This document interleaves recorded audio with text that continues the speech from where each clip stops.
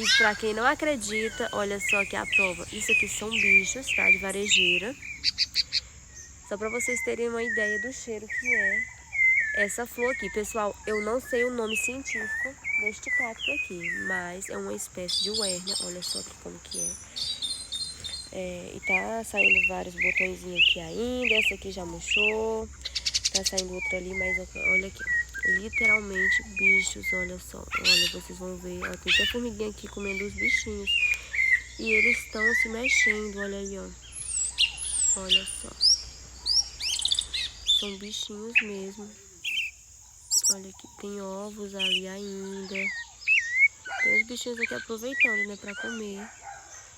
Alguns insetos aproveitando pra comer esses bichinhos. Mas é isso, pessoal.